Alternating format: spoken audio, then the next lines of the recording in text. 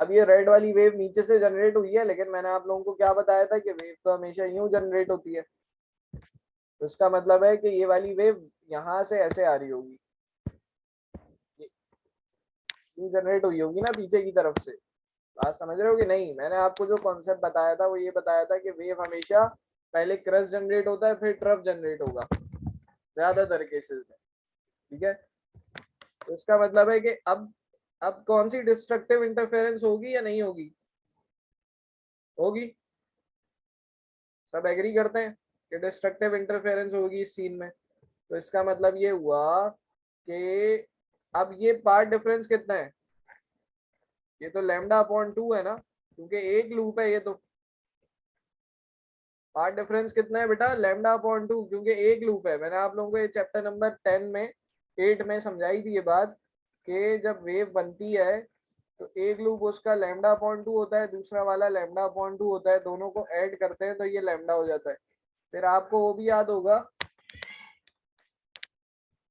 कि 3 लूप वाली हमने डेरिवेशन की थी, तो हमने इसका lambda upon 2 lambda upon 2 lambda upon 2 3 loop वाला निकाला था। सही है ना? तो इसका मतलब क्या होता है बेटा कि अगर एक लूप पीछे है तो पार्ट डिफरेंस कितना हो गया इसका? Lambda upon 2। सही है बेटा? बात समझ रहे हो? ठीक है, फिर अगला क्या होगा? अगला अगर मैं आपको दिखाऊं कि एक वेव यूं आ रही है और दूसरी वेव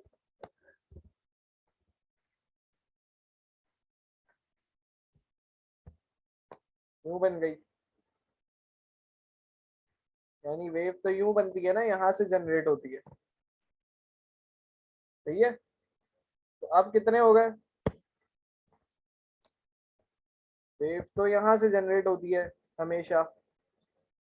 तो इसका मतलब है कि आप कितने लैम्डा, अभी भी देखो डिस्ट्रक्टिव इंटरफेरेंस ही हो रही है। जैसे ही ये ब्लू के पास पहुंचा, अब इसने इसके क्रस्ट को उसके ट्रफ पे आ गया। तो अब क्या हुआ? देखो ये भी लैम्डा अपॉन 2 है, ये वाला लूप भी लैम्डा अपॉन 2 है, ये वाला लूप भी लैम्डा अपॉन 2 है, तो ये कितने हो गए? 3 लैम्डा अपॉन 2। समझ रहे हो बच्चों? क्लियर है यहाँ तक? ठीक है, अब आप मुझे ये कह सकते हो कि सर आपने ये वेव यूं बनाई थी तो आपने यहाँ क्यों नहीं रोका? यहाँ इसलिए नहीं रोका कि वेव तो हमेशा यूं जनरेट होती है ना, इधर क्रस्ट बनेगा पहले, इसलिए मुझे वहां तक लेके जानी पड़ी कि जहाँ पे इसका क्रस्ट आ जाए। ये क्रस्ट तो हम यहाँ तक बना ही चुके थे, जो पहला वाला क्रस्ट है तो हम ऊपर बना चुके थे। अब हम पीछे जाएंगे जब हमारा एक और क्रस्ट आ जाए, तो इसलिए मैं यहाँ तक लेकर गया था। सही है? क्लियर है?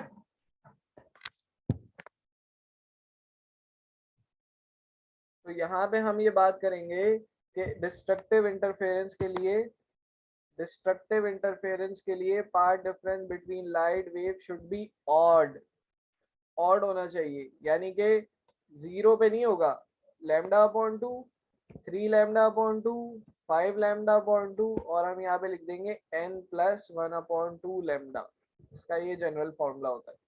तो अब आपने ये दोनों जनरल फॉर्मूले याद रखने हैं कि एक n लैम्डा कंस्ट्रक्टिव के लिए होता है और इसके लिए होता है n प्लस 1 अपॉन 2 लैम्डा। समझ गए? कोई मसला तो नहीं है इसमें? Very good. अच्छा, अब ये डिफरेंस जो है ये आपने याद करना है, वही जो ऊपर बातें पड़ी हैं वही डिफरेंस में लिखी हुई है कि इसका इफेक्ट जो है वो इन्हांस कर देता है और इसका इफेक्ट डिस्ट्रॉय कर देता है। जो रिजल्टिंग वेव होगी कंस्ट्रक्टिव के बाद, उसकी इंटेंसिटी या तो डबल होगी या ग्रेटर होगी एनी इंडिविजुअल वेव, और इसमें क्या होगा? या तो जीरो होगी या लेस होगी एनी इंडिविजुअल वेव से। तीसरा पॉइंट आ जाएगा पार्ट डिफरेंस का, कि इसके पार्ट डिफरेंस ये होते हैं और इसके पार्ट डिफरेंस ये होते हैं। सही है? जो ऊपर आपने याद किए हैं वही आपने नीचे डिफरेंस बना के लिख दिए। यहाँ तक कोई मसला बेटा? कोई बात जो समझ में ना आई हो? क्लियर है? ठीक है। अच्छा, अब ये जो है ना, ये इंपॉर्टेंट टॉपिक है, यंग डबल स्लिट एक्सपेरिमेंट। ठीक है, बस इसको आज हम यही रखेंगे क्योंकि इसके बाद जो टॉपिक है, एक दो टॉपिक, वो फिर देखते हैं अगर टाइम बचता है तो, क्योंकि मुझे लग रहा है ये, देखते हैं अल्लाह मालिक है। पहले हम देखते हैं यंग डबल स्लिट एक्सपेरिमेंट। देखो यंग डबल स्लिट एक्सपेरिमेंट में यंग एक साइंटिस्ट था, उसने क्या किया, उसने ये किया कि एक लाइट सोर्स ली, लाइट सोर्स,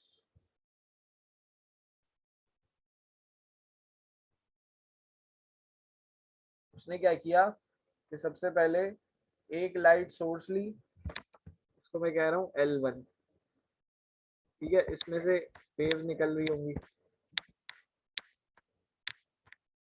उसने आगे दो स्लिट्स लगाई। स्लिट्स कहते हैं एक बार हो जिसमें छोटे छोटे दो होल्स हो जाए, छोटे छोटे होल्स हो जाए, कि जैसे ही लाइट इन पे पड़े तो इनमें से लाइट और निकल, लाइट यूं निकले आगे, यानी इनमें से तीन सोर्स बना लिए। एक सोर्स से आपने तीन लाइट के सोर्स बना लिए। बात समझ आई? यहाँ से पूरी एक लाइट आ रही थी, जब इनके ऊपर पड़ी तो इनके अंदर से तीन लाइट सोर्स बन गई। बच्चों को समझ में आ रहा है?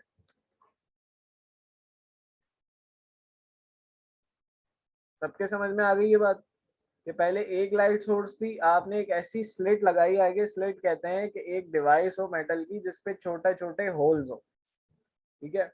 तो उसने एक ऐसी डिवाइस बनाई जिसपे, जिस एक लाइट सोर्स को उसने दो लाइट सोर्स में कन्वर्ट कर दिया। अब आप यहाँ पे अगर देखो तो ये अपने वेव जनरेट करेगी ऐसे करके ना, और फिर ये जितने आगे जाके बड़े होते जाएंगे ये दोनों आपस में एक दूसरे से भी टकराएंगे।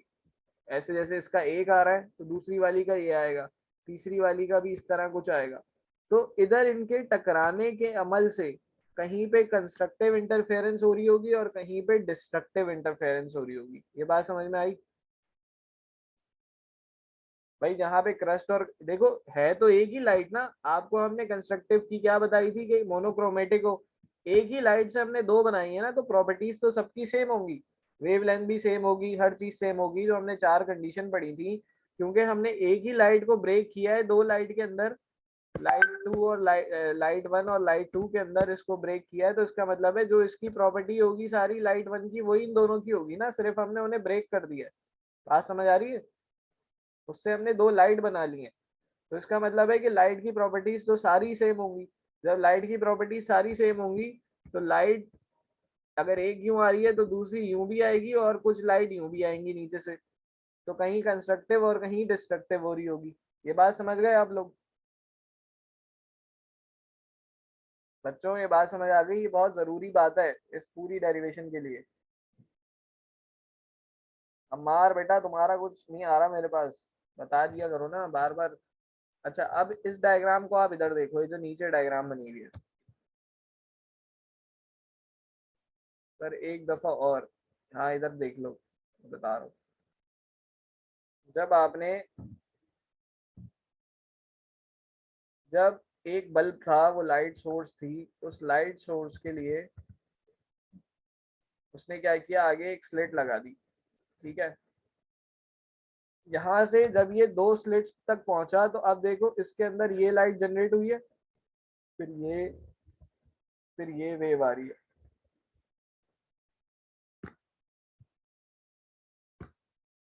और फिर इसकी पहले वाली की ये वेव्स आ रही है, ठीक है। अब आ जाओ दूसरे वाले पे। दूसरे वाले का देखो, ये होल है ना, इसमें से ये आया, फिर ये आया, ये आया, ये आया। दिख रहा है आपको? अब समझ आ रही है कि दोनों वेव्स कैसे एक दूसरे के साथ इंटरफेरेंस कर रही हैं। यही इनकी इंटरफेरेंस आगे देखो आपको कहीं डार्क और कहीं लाइट, कहीं डार्क और कहीं जो है ब्राइट चीजें मिल रही हैं। ये कहलाती है कंस्ट्रक्टिव इंटरफेरेंस का नतीजा। यानी कि जहां पे कंस्ट्रक्टिव इंटरफेरेंस होगी वहां पे रोशनी पैदा हो जाएगी, ब्राइट हो जाएगा ना, क्योंकि और ज्यादा बड़ी हो गई है वेवलेंथ, कंस्ट्रक्टिव के ऐड होने से रोशनी ज्यादा हो जाएगी। जहां डिस्ट्रक्टिव होगी वहां वेव बनी ही नहीं, तो वहां अंधेरा आ जाएगा। फिर कंस्ट्रक्टिव हुई, फिर डिस्ट्रक्टिव हुई, फिर कंस्ट्रक्टिव हुई, फिर डिस्ट्रक्टिव हुई। समझ में आई बात? जहाँ कंस्ट्रक्टिव हो रही है वहां ज्यादा रोशनी आ जाएगी, जहाँ डिस्ट्रक्टिव हो रही है जाहिर है वहां पे जीरो हो गए, तो वहां पे अंधेरा हो जाएगा। सही है बच्चों? सही है, वेरी गुड। अच्छा अब आ जाते हैं इसकी डेरिवेशन पे।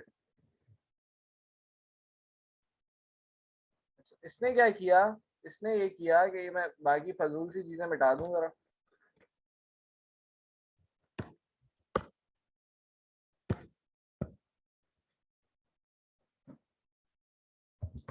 और जनाब ये जो है, ये जो पहली स्लेट थी रेड वाली, इसको इसने कहा ये S1 है, और ये दूसरी वाली जो स्लेट थी इसको इसने कहा जनाब ये S2 है। ठीक है, अब आ जाओ नीचे। अच्छा अब इसको जरा ये पढ़ लेते हैं एक्सप्लेनेशन, ताकि आप लोगों को भी समझ में आ जाए। Consider a monochromatic source of light incident on a screen which has a narrow slit SO। इसको इसने narrow slit का है, यानी इसने इसको इसने SO का है। बल्ब से डायरेक्ट नहीं किया इसने, पहले एक स्लिट लगा दी थी ताकि वो वेव यूं बन जाए वेव उसकी। ठीक है, फिर जब वेव यूं करके आई तो ये बाकी वेव्स इसके आगे जब इसने दो स्लिट्स और लगाई तो वो रेड और ब्लू में कन्वर्ट हो गई। ठीक है, then waves emerging from the slit are then allowed to incident on a second screen। ये स्क्रीन 1 है और ये स्क्रीन 2 है। ये जो ये वाली है ना ये स्क्रीन 2 है, इसमें दो स्लिट्स हैं। which has two narrow parallel slits S1 and S2। यहाँ तक बात समझ में आ रही है आप लोगों को? आगे चलें फिर। ठीक है, these two slits serve as a pair of coherent light। coherent क्यों? क्योंकि फेस सेम होगा ना इनका, इनमें कोई चेंज तो नहीं आ रहा। कोहेरेंट इसलिए क्योंकि एक ही सोर्स से निकली है ना, दोनों सारी वेव जो भी हैं वो बल्ब से निकली हैं, तो बल्ब का फेज एक ही है। आपने कोई एक और बल्ब तो यूज नहीं किया ना, एक 40 वाट वाला एक 60 वाट वाला, तो फेज चेंज तो नहीं हो सकता, एक ही बल्ब से बनी है सारी, तो ये सब की प्रॉपर्टीज एक ही होंगी। Because wave coming out from B slit originate from the same wave front. उन्होंने बता भी दिया कि कोहेरेंट लाइट क्यों है, क्योंकि ये जो वेव्स हैं दोनों S1 और S2 से निकल रही हैं, ये ओरिजिनेट कहाँ से हो रही हैं? Originate from the same wave front, यानी कि एक ही वेव फ्रंट की लाइट से बन रही है। एक ही वेव फ्रंट यानी बल्ब, इनिशियली बल्ब से बनी थी सारी चीजें। समझ रहे हो? कहानी समझ में आ रही है क्या चल रहा है? ठीक है, अब क्या हुआ कि भाई अब ये ब्लैक और व्हाइट जो ये ब्राइट फ्रिंज और डार्क फ्रिंज मिल रहा है, ये क्या ये भी स्क्रीन है ना, स्क्रीन लगाएंगे ये वाली जो ये नजर आ रही है आपको, इसको भी हम कुछ कर देते हैं, जरा सबर करो, इसको हम यूं बना देते हैं, ये भी स्क्रीन ही है। इस स्क्रीन के ऊपर आपको ब्राइट या डार्क फ्रिंज मिलेंगे ना, तो स्क्रीन को एक डिस्टेंस पे रखा हुआ है। A screen is placed at some distance। Screen जो है वो कुछ सम डिस्टेंस पे रखी हुई है फ्रॉम द सेकंड स्क्रीन, यानी कि यहाँ से जिस स्क्रीन पे आपको देखना है वो सेकंड स्क्रीन ऊपर हमने लिखा था ना ये स्क्रीन टू से लेके ये वाली स्क्रीन कुछ डिस्टेंस पर है जिसको हम L कहते हैं। A screen is placed at some distance away from second screen. Young found a series of alternating dark and bright parallel fringes। This is when two light waves add constructively at any location on the screen, a bright fringe is produced। And when two light waves destructively at any location on the screen, a dark fringe is produced। बात समझ में आ गई? उसने एक screen लगाई, screen 2 के बाद कुछ डिस्टेंस पे स्क्रीन लगा दी L डिस्टेंस पे, और उसने ये देखा कि मुझे तो डार्क और ब्राइट फ्रिंज मिल रहे हैं ऑल्टरनेटिवली। उसको ये बात समझ में आई कि जहाँ कंस्ट्रक्टिव इंटरफेरेंस हो रही है वहां पे ब्राइट हो रहा है और जहाँ डिस्ट्रक्टिव वहां डार्क। आप लोगों को बात समझ आ गई? पूरी मैंने आपको एक्सप्लेनेशन पढ़ के सुना दी है, क्योंकि ये टॉपिक इंतहाई इंपॉर्टेंट है और ये पेपर में आता है, तो इसलिए मैं इस पर इतनी मेहनत कर रहा हूँ। ठीक है। अब कोहेरेंट सोर्सेस का क्या मतलब है ये हम बात कर चुके हैं। To obtain a interference pattern in light the coherent sources of light are necessary. Interference की बात में हमने यही बात की थी ना कि मोनोक्रोमेटिक हो कोहेरेंट हो, तो कोहेरेंट होना नेसेसरी है, इंटरफेरेंस के लिए कोहेरेंट होना नेसेसरी है। तो इसीलिए यंग ने क्या किया, young used a single source of light and converted into two. उसने दो लाइट अलग अलग लेने के बजाय एक ही लाइट को दो हिस्सों में तोड़ दिया। तो लाइट की प्रॉपर्टीज तो सेम रही ना सारी, बस दो लाइट के सोर्स बना लिए उसने। आप लोगों को बातें समझ आ रही हैं? कोहेरेंट सोर्सेस का क्या चक्कर है यहाँ पे, हर इंटरफेरेंस के लिए लाइट का कोहेरेंट होना जरूरी है, यानी कि वेवलेंथ होना उसकी सेम होना जरूरी है, कोई एंगल वेंगल उनके दरमियान चेंज ना हो रहा हो। ठीक है, अब आ जाओ कंस्ट्रक्शन पे। कंस्ट्रक्शन पे हम क्या कर रहे हैं, अब देखो उसने क्या किया, आम सी उसने सीधी सी डायग्राम बनाई, रे डायग्राम। ये पहले स्लिट थी, स्क्रीन थी ना दूसरी वाली, ये स्लिट है, इसका पॉइंट है S1, और ये वाली जो स्लेट है इसको कह रहे हैं S2। यहाँ पे ये स्क्रीन लगी हुई थी, स्लेट से लेके स्क्रीन तक का जो डिस्टेंस है वो उसने कहा कि L है। यहाँ पर एक ब्राइट फ्रिंज बना था,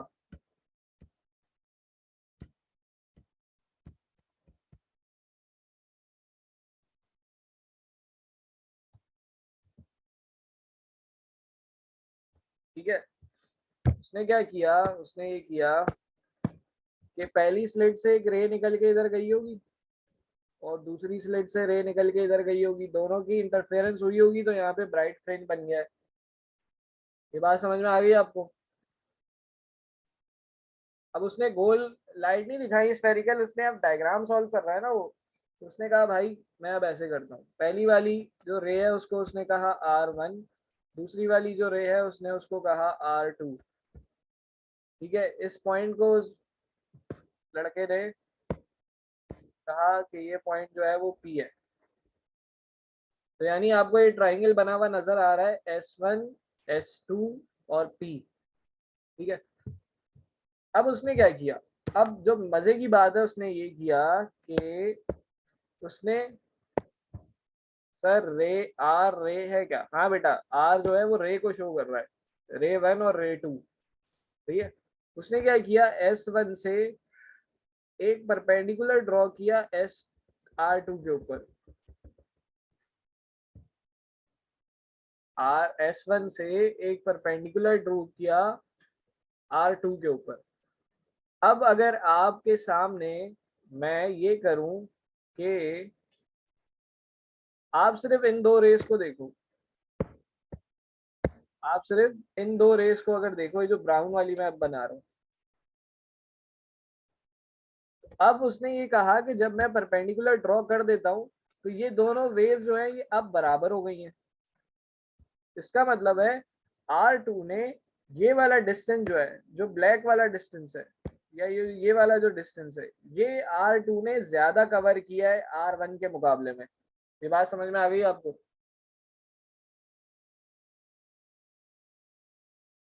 बात समझ में आ गई?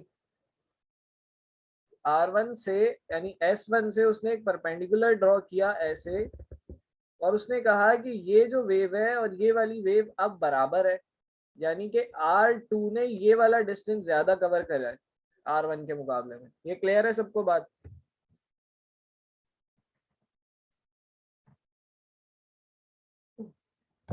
मार बेटा समझ में आ गई? खुशबा मार, सही है।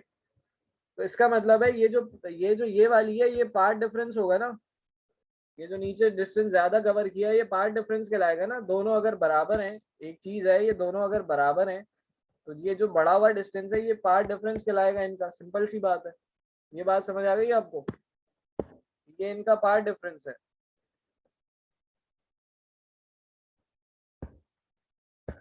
तो इसका मतलब ये हुआ कि हम इसको भी कोई ना कोई पॉइंट का नाम दे देते हैं, और इसको नाम दे देते हैं हम, इसको इसने क्या नाम दिया है, Q। ये वाला जो पॉइंट है, तो ये भी एक ट्राइंगल बन रहा है। दो स्लिट के दरमियान का डिस्टेंस B कहलाता है, दोनों स्लिट के दरमियान का डिस्टेंस जो है वो डी कहलाता है।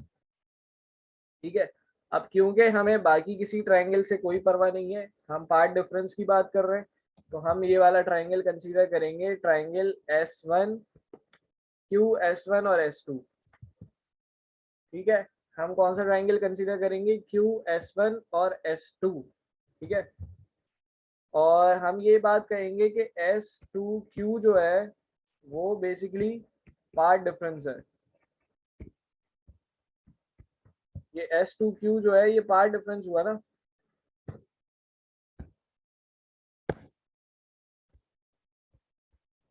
ये पार्ट डिफरेंस है। बच्चों बातें समझ में आ रही है ना, कोई ऐसा तो नहीं है कि जबरदस्ती इसको समझ रहे हो, है समझ में आ रहा है? सही है।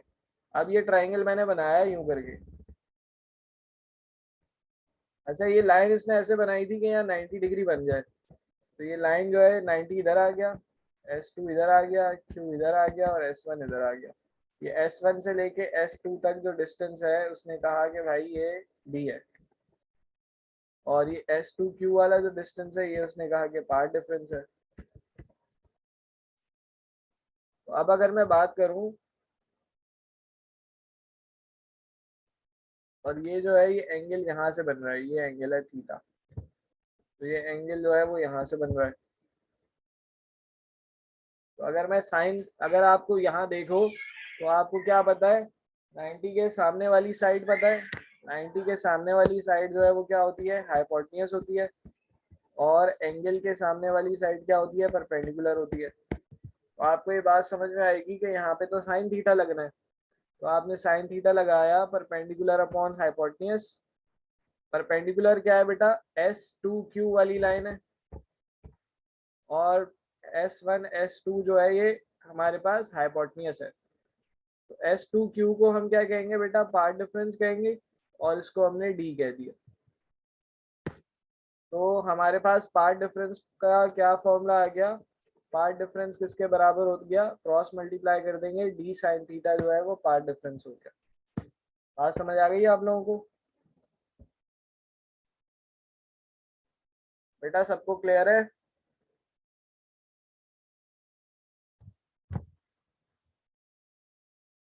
अम्मार बेटा आपको समझ आ गई?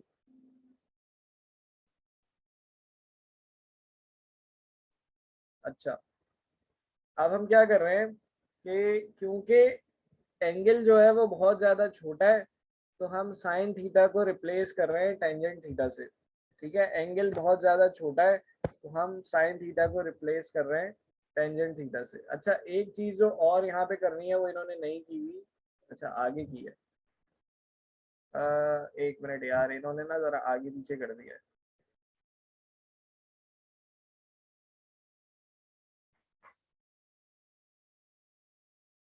देखो, आपने यहाँ तक फॉर्मूला निकाल लिया ब्राइट फ्रिंज का, इसके बाद क्या करना है वो मैं बता रहा हूँ। आपने निकाल लिया पार्ट डिफरेंस किसके बराबर होना चाहिए, डी साइन थीटा के। लेकिन हमने क्या पढ़ा है कि कंस्ट्रक्टिव, अच्छा इस इक्वेशन के, यानी कि अब आपने मेरी बात समझ ली है, यंग डबल स्लिट में पार्ट डिफरेंस कितना होना चाहिए, डी साइन थीटा, और जनरली पार्ट डिफरेंस किसके बराबर होता है कंस्ट्रक्टिव इंटरफेरेंस के लिए, एन लैम्डा के। बात समझ आई? अगर आपको ब्राइट फ्रिंज चाहिए कंस्ट्रक्टिव इंटरफेरेंस के लिए तो उसका जनरल फॉर्मूला क्या होता है, एन लैम्डा, और यंग डबल स्लिट के लिए पार्ट डिफरेंस का फॉर्मूला क्या है, डी साइन थीटा।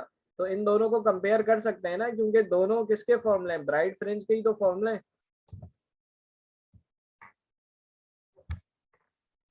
दोनों किसके फॉर्मूले हैं, पार्ट डिफरेंस के फॉर्मूले है ना। बात समझ आ रही है बच्चों?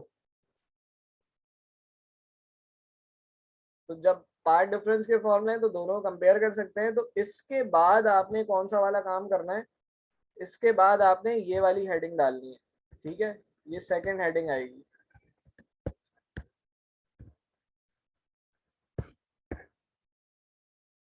यानी कि आप कहोगे कि पार्ट डिफरेंस जो है वो एन लैम्डा होता है, ये आपकी फाइनल इक्वेशन बनेगी। फर्स्ट करो इसको हम ए कह रहे हैं, ये सब मैं मिटा रहा हूँ फिलहाल।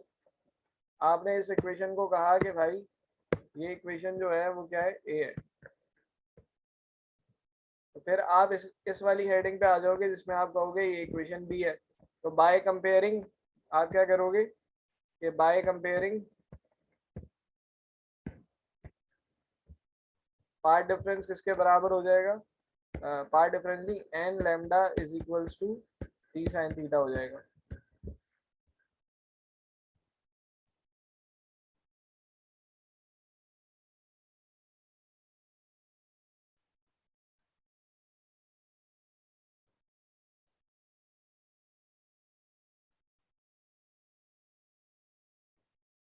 इन्होंने कुछ गड़बड़ की है।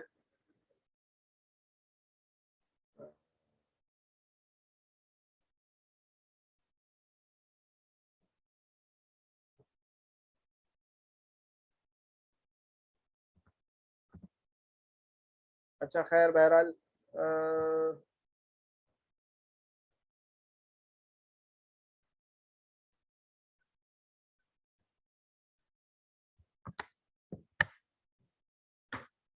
अच्छा डेरिवेशन का पैटर्न मैं आपको समझाता हूँ।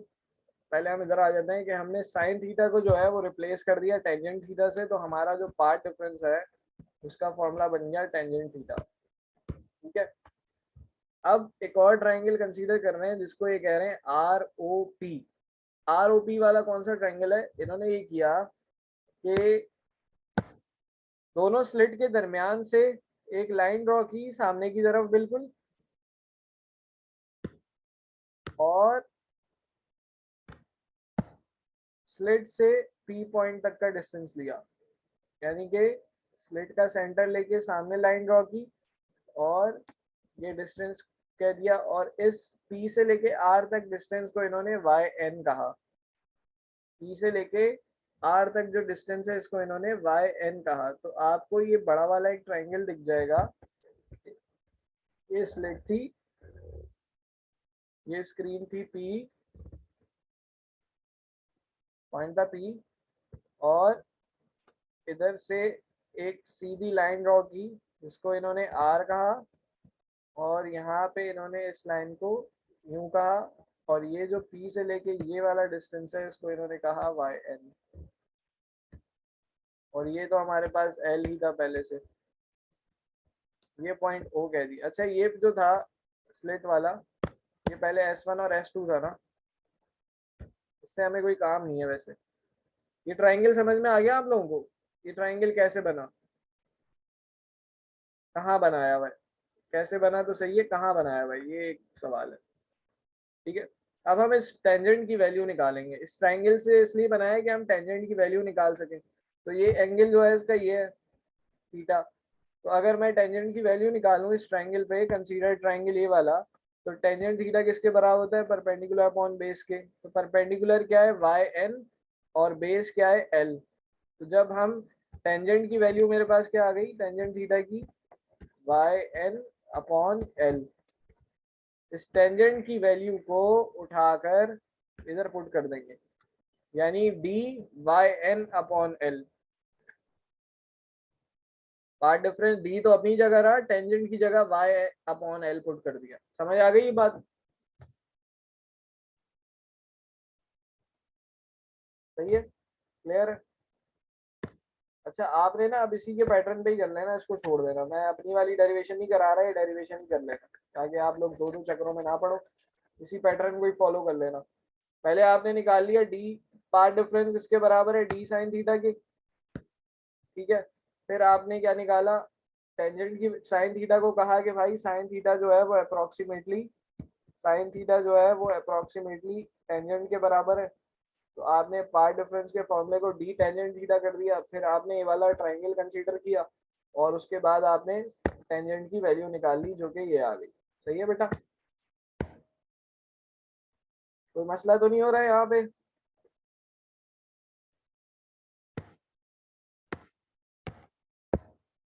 यहाँ पे आपने वैल्यू निकाल ली कि टेंजेंट थीटा जो है वो किसके बराबर है, वाई एन अपॉन एल। अब आपने ब्राइट फ्रिंज के लिए दोनों को कंपेयर कर लिया। ठीक है, देखो ब्राइट फ्रिंज के लिए क्या कंपेयर किया कि आपने एक पार्ट डिफरेंस, आपको पता है कि ब्राइट फ्रिंज का जो पार्ट डिफरेंस है वो ये होता है, और आपने जो ऊपर निकाला है अपने लिए वो ये निकाला है। जब दोनों को आपने कंपेयर किया तो डी वाई अपॉन एल जो है वो एन लैम्डा के बराबर हो गया। यहाँ से आप y की वैल्यू निकाल लो, ठीक है, तो ये y की वैल्यू आ गई।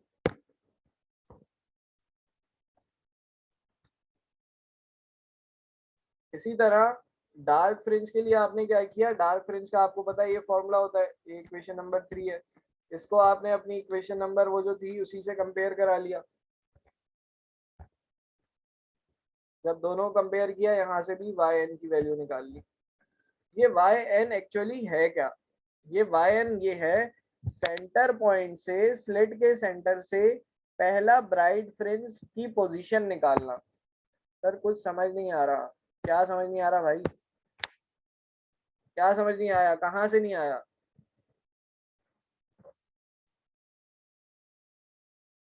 किस किस को समझ नहीं आया और कहाँ से नहीं आया? पूरी डेरिवेशन? सर सब गिचबिच हो रहा है, कुछ समझ में ही नहीं आ रहा है। पहले आप कौन सा निकाला है, दूसरा कौन सा निकाला है।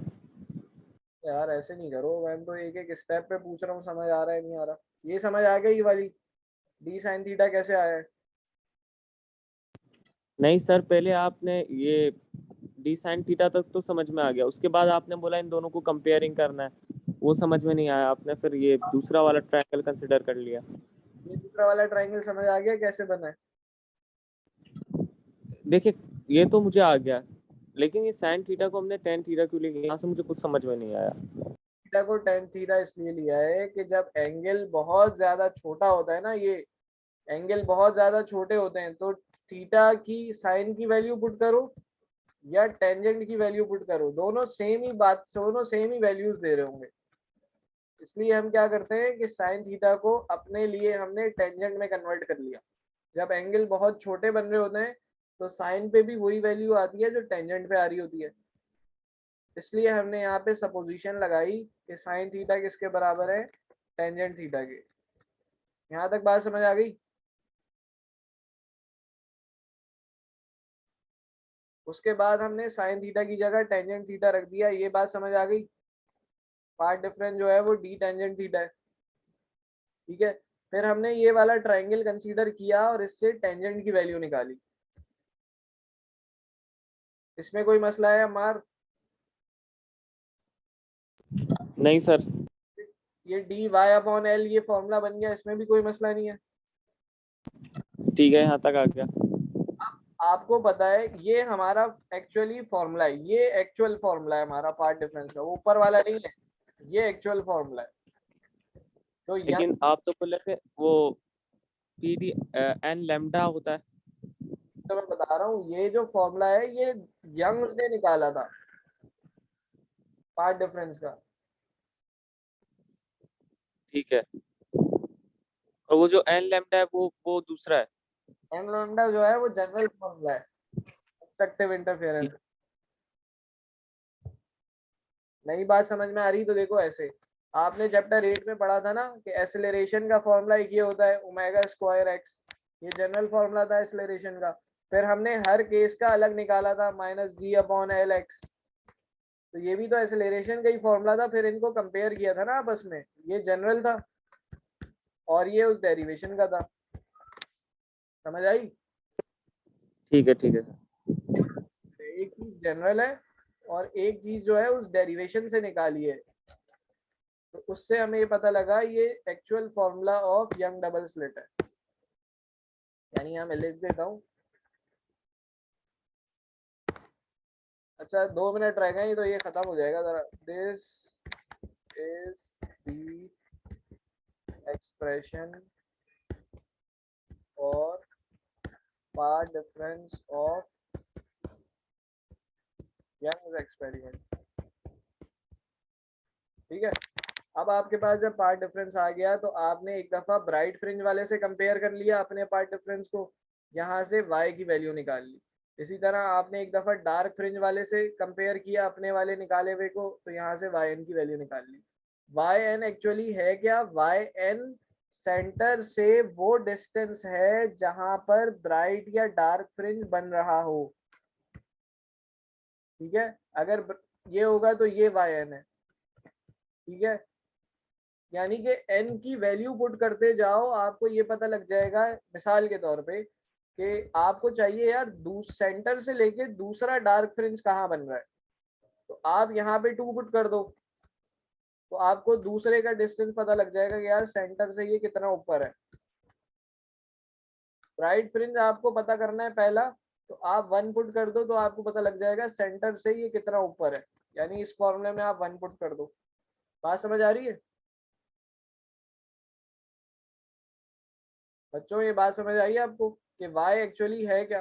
y वो बता रहा है कि ब्राइट और डार्क फ्रिंज सेंटर से कितना ऊपर या नीचे है, उसका डिस्टेंस बता रहा है। प्यारे बच्चों समझ आ गया सबको? रोहा,